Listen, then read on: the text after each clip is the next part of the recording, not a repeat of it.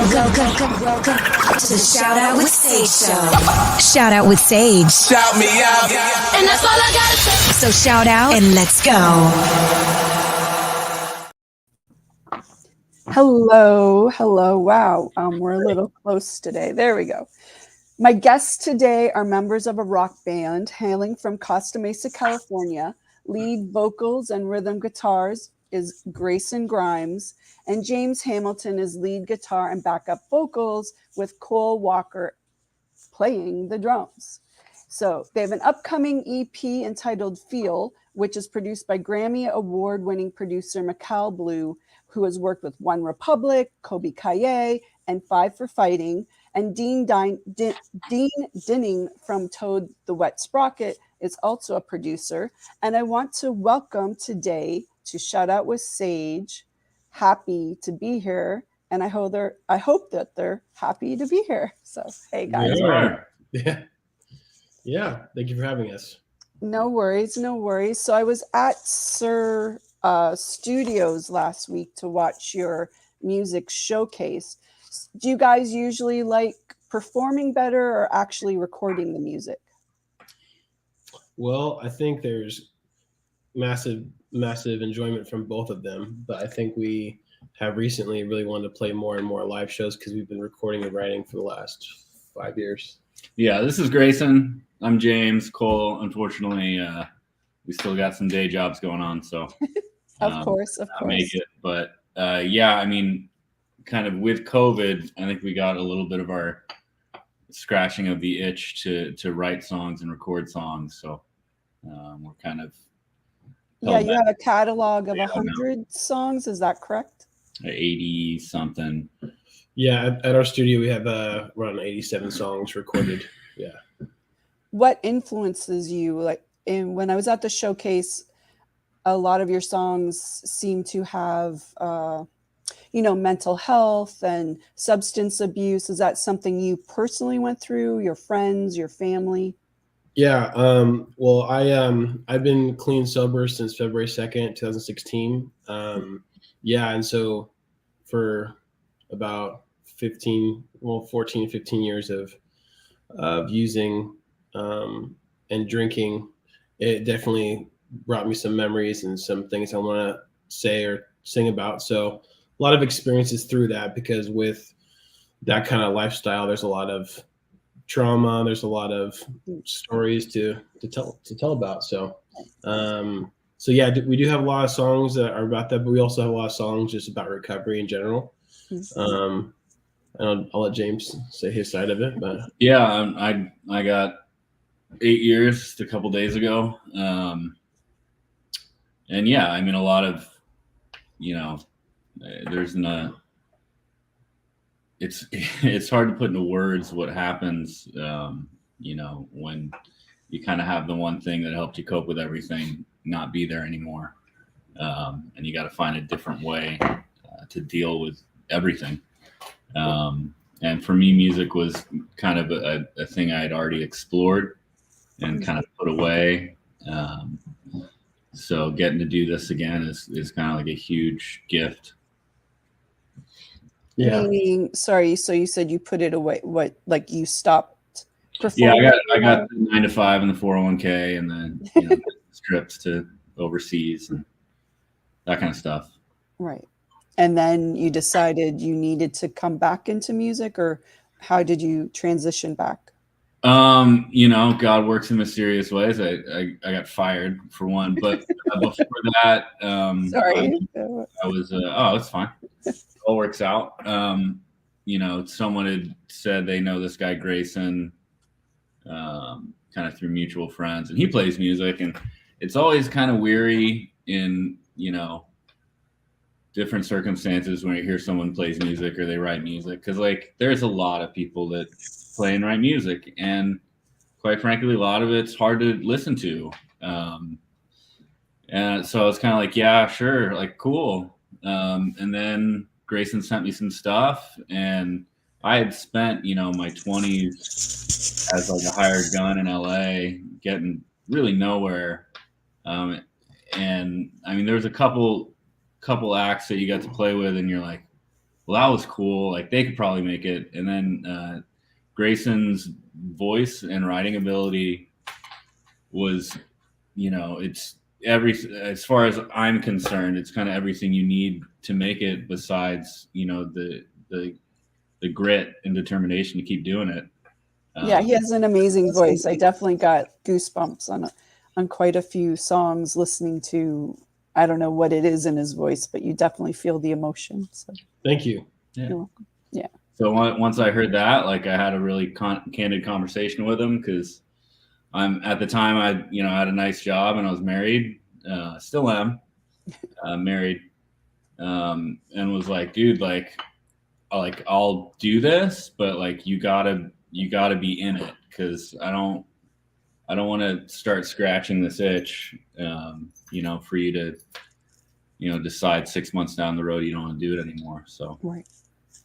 Yeah, you need to make sure you're not going to sacrifice all that for a couple months. Yeah, and it was interesting because before I met James, I was not necessarily on a hiatus from writing. I was always writing, but I wasn't pursuing it because my daughter was about to be born. She's 5 now, but her name's Avery. And when I found out that I was going to have a daughter, I decided that I needed to kind of get some. I couldn't just be like a broke musician living in a studio apartment in Tennessee and basically, get all my money going towards my dog's dog food. I had to get my priorities straight a little bit, so I took a break from pursuing it full time. I was in a band there for a while, and then I took around a year and a half off, and then that's when I met James. And I was always writing and recording in my I was living in an Airstream trailer, and I was just always it's always been something it's something that's been constant for me. The thing is, though, when I was getting loaded, it was nearly impossible to be able to accept big opportunities or be presentable to labels, to management, because I was such a train wreck. So no matter how many steps forward I got, I would be 10 steps backwards because I was unreliable. I was not consistent. I wouldn't show up to things because I was getting loaded. So now that I've had sobriety and I met James, and James came to me, and that conversation I'll never forget. He was like, dude, you have everything that you need to have this as a career, but you got to be all in. And that was 4 years ago, almost 5 years ago. And me and James have been pursuing this band ever since. And we have a lot more than 87 songs, but those are the songs that we have. Yeah, those are the ones that are kind of finished demos. And so Go ahead. How did you guys meet? How did you meet? Well, I guess we're not supposed to say this, but in the rooms of a 12-step program. Yeah. Okay. Yeah. Okay. So I guess with that, though, you would have bared a lot of personal stuff in that room, correct? So you sort of already had a bond, maybe? Yes and no. I mean, kind of how they do it there is kind of you speak in generalizations of what it was like and what happened and what it's like now. Not to go too deeply into that crap. Right. Yeah, and I think also people who are kind of put prior to recovery, prior to getting clean and sober, we have a lot of insecurities about what life's going to be like in sobriety and how that's going to look with the things that are passions or our dreams. And I had a hard time thinking about a life being sober and pursuing music still, because I had so much pre-existing. I had so many pre-existing emotions about that. I thought, the fun won't be attainable anymore. The excitement won't be there. I'm not going to fit in, all this stuff. And then you learn how wrong you are once you get a little time, and how much more fulfilling and how much more enjoyment and how much more, all these things become so much better in sobriety with music. I learned that slowly but surely. James and I both we've played many gigs together now. We remember every moment. And we're not really, that's just not a part of the music for us anymore. And But I would say that a lot of our band's music and a lot of the inspiration and a lot of the audiences that we want to bring our music to is people who have either been in those really dark places before, or who have had family in those dark places, and we want them to know, like, hey, you know, we totally know what you're going through, and if we don't, hopefully you guys can, hopefully they can relate to something that we're singing about. So, yeah. Right. No. Yeah, the good part is that kind of in the current state of the world, everybody's been affected by it, you know. Right. Or at least know somebody in their family that is. So definitely, I think, and plus now it's a little more mainstream. We're okay to talk about, you know, some of these darker things. Yeah. Like you don't always have to pretend you're happy. Totally. Yeah. Great. And how are you? Oh, great. Exactly. And when the album that you mentioned we released last year called Feel, James and I were in the studio with Michael Blue and Dean Dinning basically every day for a week or so at Revolve Recordings. Shout out to those guys. They're incredible. Michael Blue and Dean Dinning did an amazing job of making us feel really comfortable. And they were, you know, also just, you know, idols to us, but also they were kind of like really amazing cheerleaders too, just like really supportive of us. And they would bring people into the session while we're recording, and they would just say, hey, you got to come listen to this. And we were just super grateful and so excited because me and James have been in our studio, which is kind of, it's above a commercial bakery, and it's kind of like a vagabond storage area. And so we spend so many hours up there and so many countless nights pursuing, like, writing the best possible music we can deep from our hearts, you know, to be in another studio and like having our music see the light of day in front of people who have been in this industry for a while. They just kept saying, you know, how much they enjoyed it and how they had a great time. And James and I just kept saying to each other, hey, you know, we're just happy to be here. We're just happy to be here. And so our previous band name changed after we worked with them. We decided that week while we're recording, we're going to change our name to Be Happy to Be Here. So, because for a long time we were not so happy to be on this planet, and we've gotten to attain a life that we enjoy. So, oh well, congratulations, and thank you. I'm glad to hear all that. Where are you both from? And are you from you're from Costa Mesa, but you were mentioning Tennessee, so that's why I was a little confused. Oh yeah. Where are you from? Yeah, I was originally born in Shawnee, Oklahoma. Okay. I've been raised mostly in California, but the second I turned 18, I moved to Sydney, Australia the first time to study music. And then I moved back, went through a lot more relapses and train wreck. And then in 2014, I decided to move back to Australia, and then came back, got sober. And then 9 months later, went back with my old band to Tennessee. That's how I got to Tennessee. Okay. And then I moved back to California once my daughter was about to come into this world. And James, where are you from? I was born in Fontana. Okay. You know, like that I say, I grew up in New Jersey, but I was born in Fontana and then moved shortly after to New Jersey, and then moved out to California where my dad lived when I was 16. And then ever since then, jumped around at multitude of places, one of them being in Australia, but at different times. That's so funny. I lived in Australia for a year, a bit over a year as well. So that's like, how did you guys, why Australia? Why did you pick Australia? James. Well, I picked Australia. I was going to go do some missionary work with a group called YWAM. I was out of Queensland. They're all, I mean, it's a worldwide organization, Youth with a Mission. At the time, it seemed like a good idea. But yeah, it was fun. And both times I went to Australia were to study music at a school in Australia. Okay. Well, I was just wondering how is the music industry and that there compared to here in LA and California? That was sort of where I was going. Well, yeah, it's interesting you asked that. So in 2015, beginning of 2015, I was in a band with some guys from college called Thatcher, and we recorded a 5-song demo in my garage in Australia.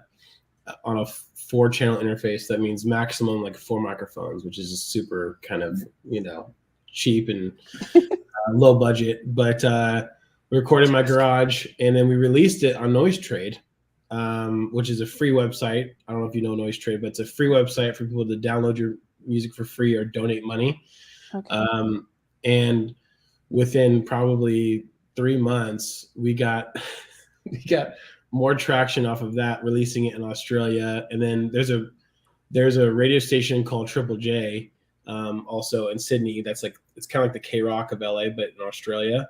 Okay. And we were on Triple J Unearthed. We were aired on one of the songs that, like I said, on that low budget recording, one of those songs was aired on BBC Radio 1 in London for 6 weeks straight. And then we played, a big reason why that was not really successful, but had more excitement than things that we've done, is because we were a part of a college where there's a lot of students who like loved our music. So every show we played, students would come out and support. So it's definitely a less competitive market than it is here in LA and in the US, that's for sure. So I think if you have quality music and you have realistic or reasonable good shows and stage presence, I think it's slightly more attainable there than it is here. But it's the music industries that kind of got the same challenges no matter where you go. But we've had a little bit more of, I think, a competitive arena here in Los Angeles, because there's so many great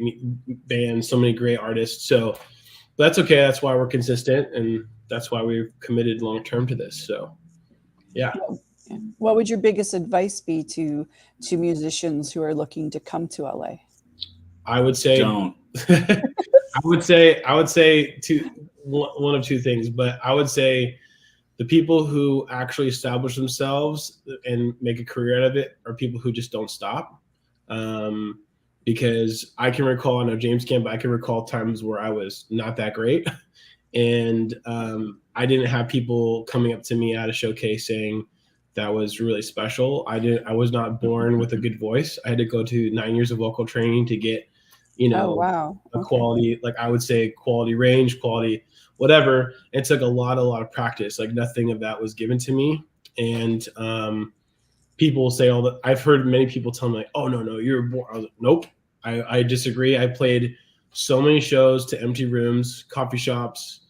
I busked on the streets for money in college, in Germany, in Australia, in New York, and I was not where I'm at today, and I'm 31 now. So I would just say that people who start in this industry get really discouraged after a year or two of pursuing it, And so if you love it, I truly believe that if somebody wants to do music, they're not going to do it based off of how many likes they get. They're going to do it because they have to. It's because they love it so much. James and I talk about this all the time. Like, if we're not doing music, we're not very healthy, because it's like what we live for. And that's a part of your soul. It's part of your and so if you love it that much and you're convicted that much by it, you just can't quit. Because if the separation of people who make it and don't are people who quit, So you can't get rid of us. So that's it. We're just we're like bed bugs, So many inappropriate things to say right now. Yeah. Yeah. I mean, the main thing is, and we run into it with people that we know that kind of think they want to be musicians. One that comes to mind is a guy who's just like, yeah, I want to play shows, but I'm practicing and writing, and he got kind of mad, but I was like, oh, you don't want to be a musician?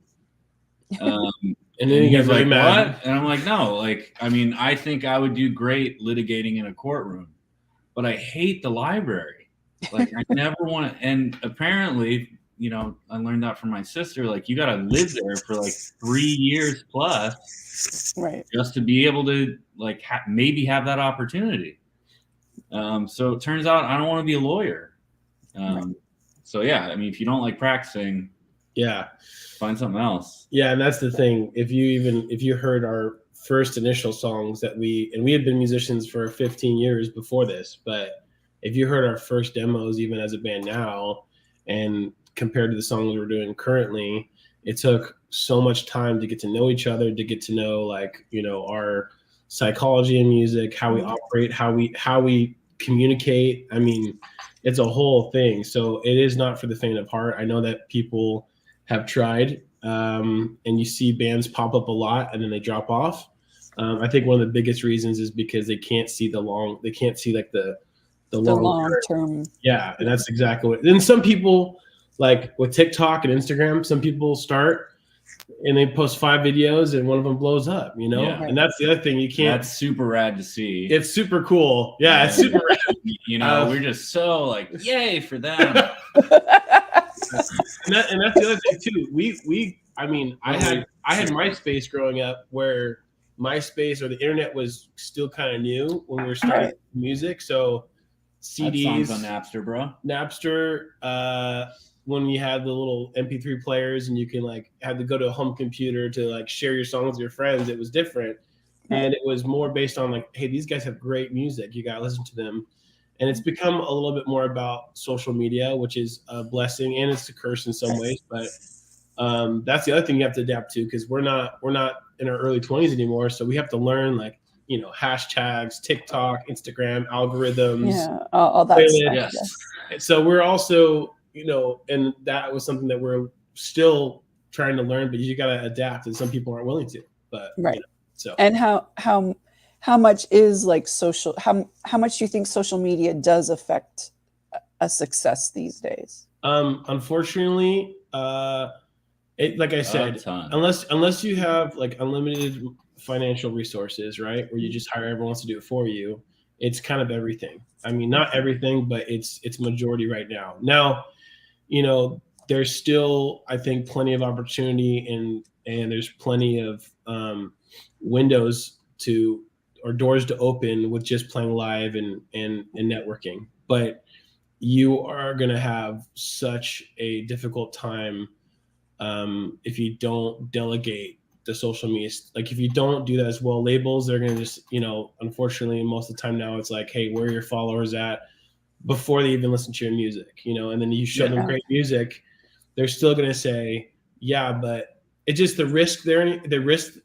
taking of record labels and management and representation is just not like it used to be, where it's like, I'm going to bet on these guys. It's like, you have to show your resume, say, hey, we got, you know, a couple 100,000 followers on Instagram. We got this, we got that. And then, oh yeah, we'll talk to you. But if you could bring them a great song, but you have your social media not aligned, like, you just see you later, you know? So yeah, if you remember like baseball, like before that movie Moneyball came out, it's all about, you know, the A's and how they kind of started looking at analytics. Right. That was kind of everything that's been done in baseball since is all kind of analytics based. Unfortunately, the music industry seems to be a lot like that.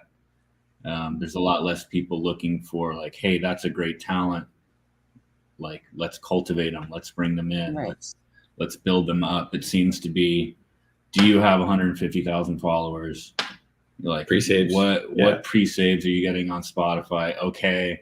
Because that's a safe bet, and it's a business, and I get it. We totally get it. Kind of still sucks, but you know, the point of being a musician, like, that would be great if that happens, and I think it is going to happen. But being content with where you are day to day, and like, dude, I get to go to the studio, and we get to write, and we get to play shows. Like, if you can do that, I think it makes all the other stuff, you know, kind of gravy.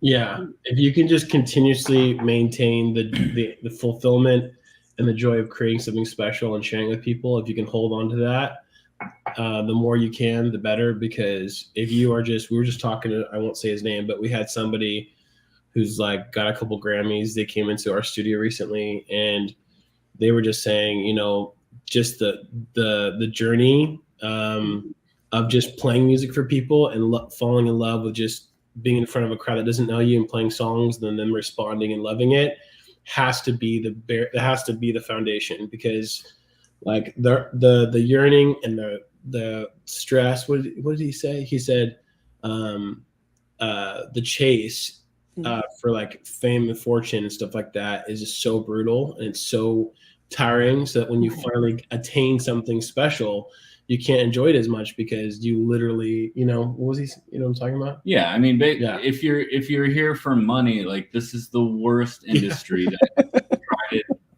Yeah. And that's why I think most of the people that are in it because like they have to be. It's really not a choice. Like we've tried a bunch of stuff, like sober and not sober, and apparently not a lot of businesses want my help. So this is where we're at. Sorry. That's cool.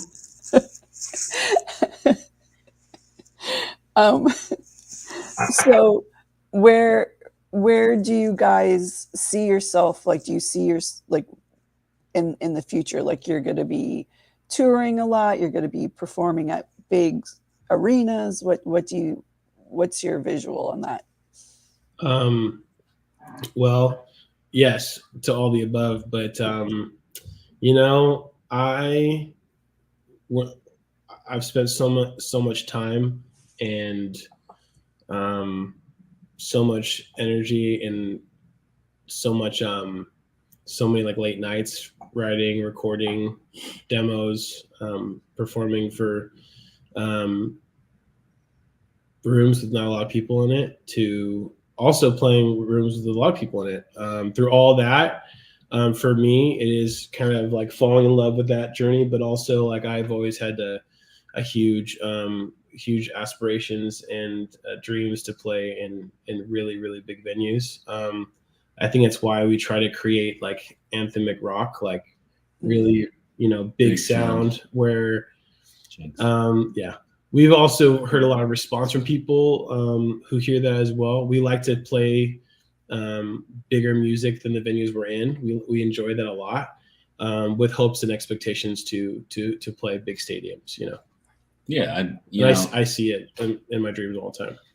Yeah, it's weird. Visualization is very important. Yeah, and it's weird to say because it sounds like kind of pretentious, like Joe in the Technicolor Dreamcoat, telling his 8 brothers ahead of him in line for succession that like he's gonna be in charge of stuff.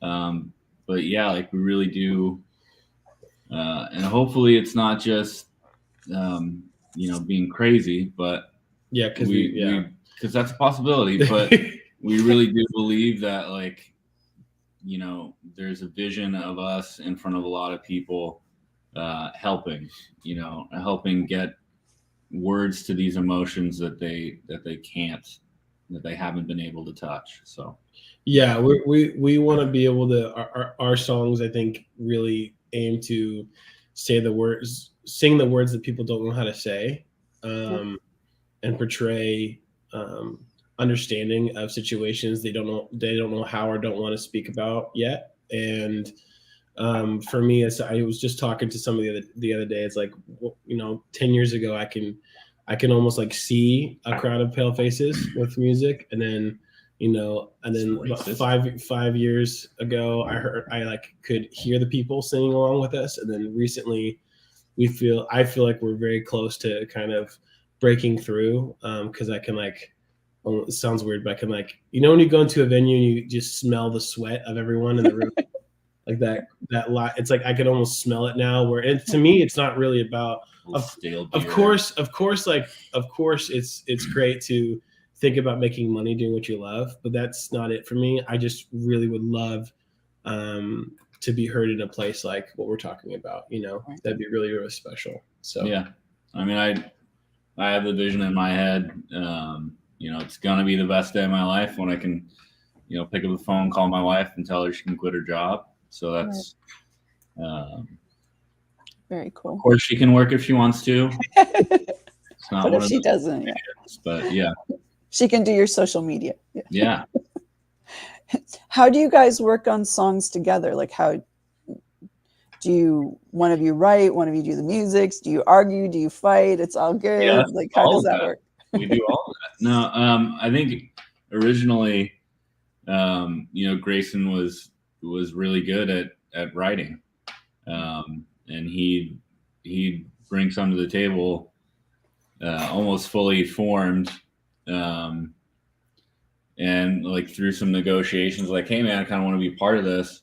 One song in particular was really pissed me off because like he wrote the lead guitar line. And he's like, I was thinking like this is what you'd play, and I spent 3-4 months trying to figure out like a better, tag to play, and I just couldn't. I was so mad. Yeah, he was mad about that. But yeah, and it's one of those things like that's a safe place. That's how he would do it.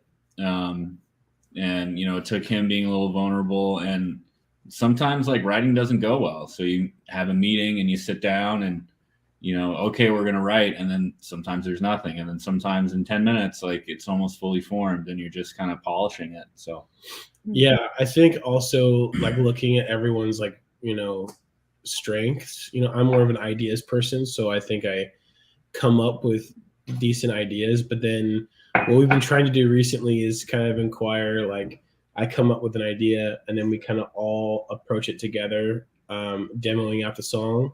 And then like Cole, our drummer, is very talented at dynamic. Obviously he has to be because he's a drummer, but also because if I come up with everything, it all sounds a lot of the same. It all can sound really similar.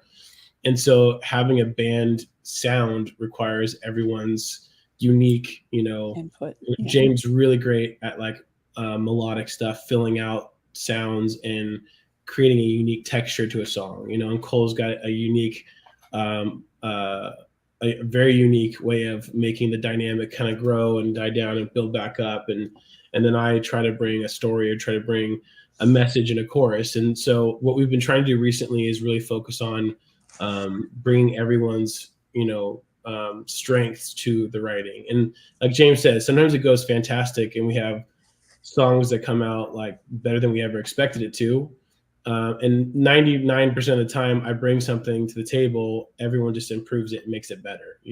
I might bring just a simple guitar line or whatever, and sometimes I'll write something I learned from a guy named Mike Watts a long time ago when I was really young.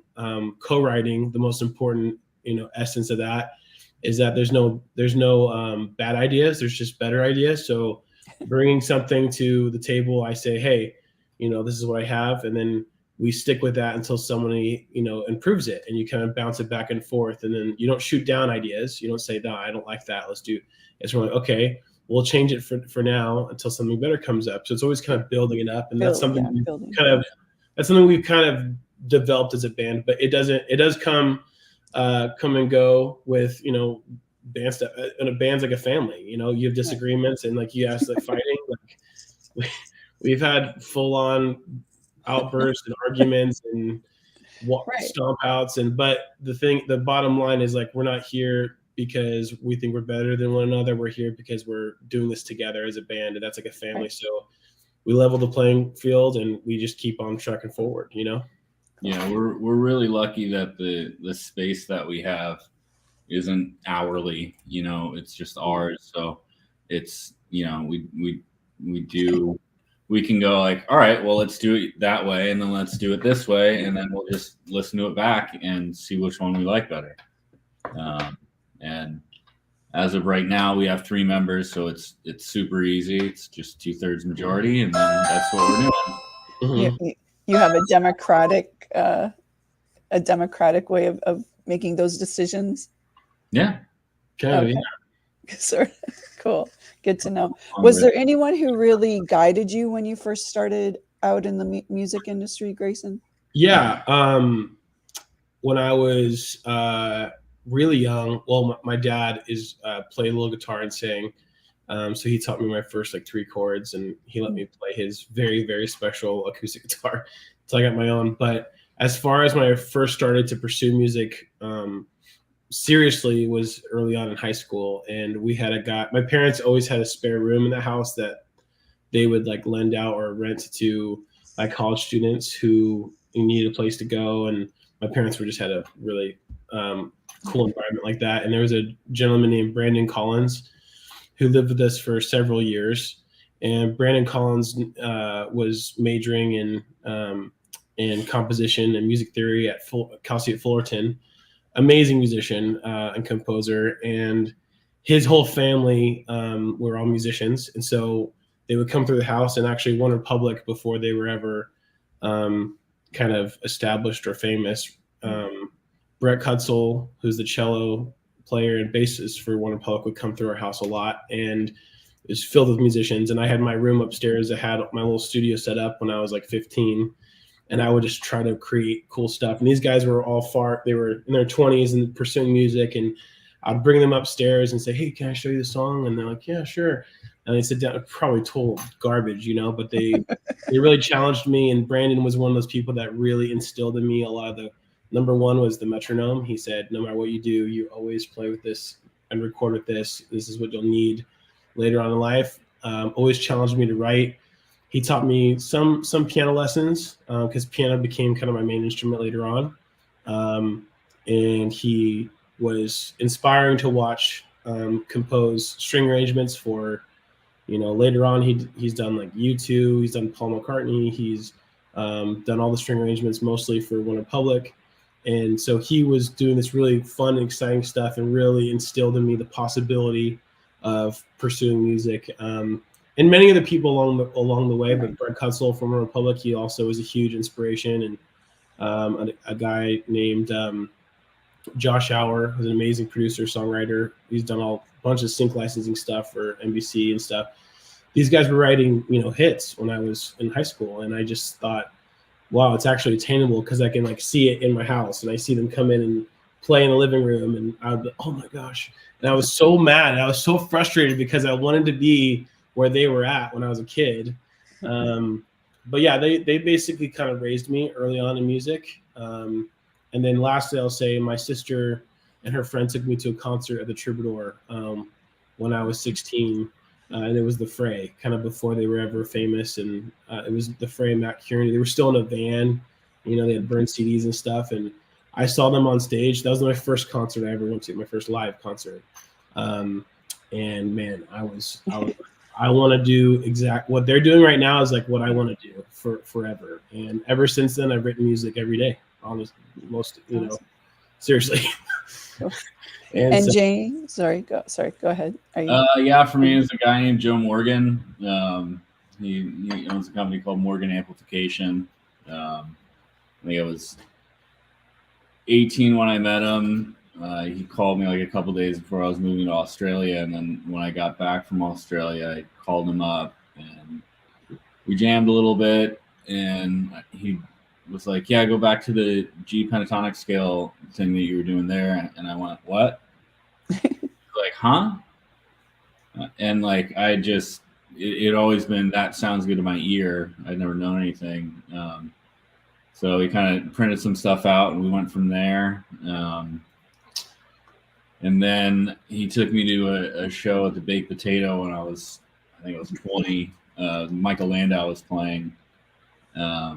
And if you ever get a chance, go see Michael Landau play. But I remember just like watching the first set, and he like leans over, he goes, "You're trying to figure out what he's doing, right?" I'm like, "Yeah." He goes, "Don't, you're just gonna hurt yourself."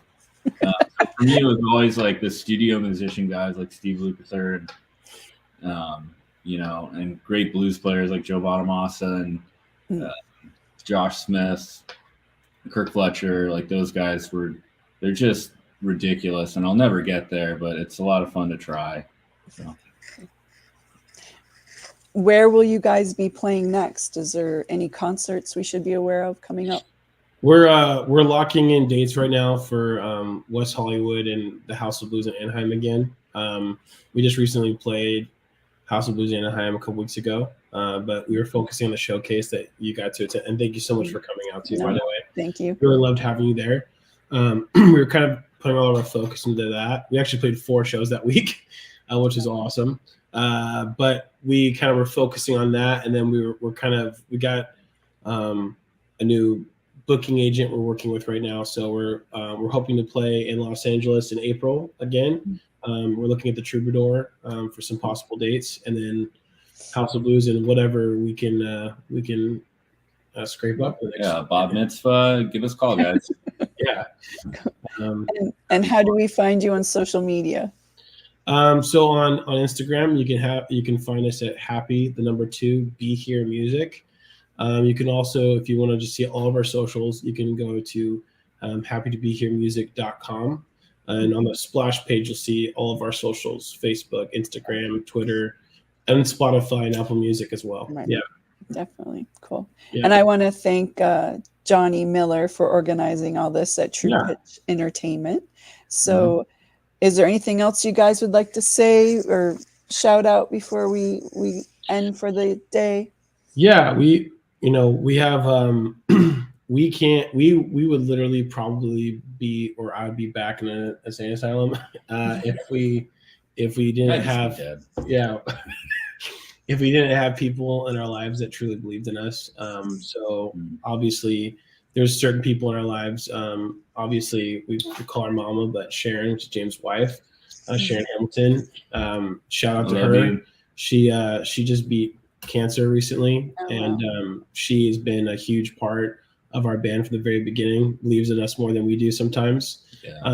My family. Yeah, hold on. I do want to say, like, it's quite a feat, to get married to a guy with a 9-to-5 and a full-time job, and then be like, I think you're supposed to be doing this, like.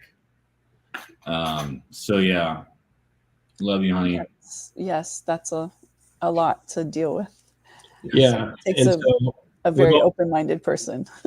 Yeah, and with all that being said, we have a few very key people in our lives that are super supportive of us, and that, like I said, when you spend days, hours, weeks, months, years in a bakery loft trying to create music that's supposed to be in arenas, and then you're not doing that, and you do it for years at a time, you start to think maybe we're just crazy, maybe this isn't that great. But then there's those people in your life who keep you grounded by saying, no, you're not crazy. Keep going. And those, like, for me, it's my sister Gabby and my mom and my close family. My grandma went to the Whiskey Go-Go. Listen, she went to the showcase. Oh my God, I love it. She is 86 years old and showed up to the Whiskey Go-Go for our last showcase. And we got her headphones to protect her hearing. And she said, no, I want the full experience. And she sat at this point, she probably, what's a little ear damage, right? Yeah, exactly. And so she sat back there fully awake and with a smile on her face for a 3-hour night at the Whiskey Go-Go. So people like that are absolutely priceless to us, and are the reasons why we keep on doing what we do and what we love. So shout out those, and Johnny and Michael Blue, Dean Dinning. There's so many people that we can name, but those are people that make us continue to be happy to be here. So yeah, cool. Yeah. Well, thank you guys. Can't wait to see you perform again soon. Yeah. And thanks so much for being on Shout Out with Sage on Streaminn Hub Radio. And I will see all of the rest of you on next Wednesday at 4 p.m. LA time. Thanks, guys. Thanks so much for being here today. Thanks, Sage. Thank you. Bye. Bye.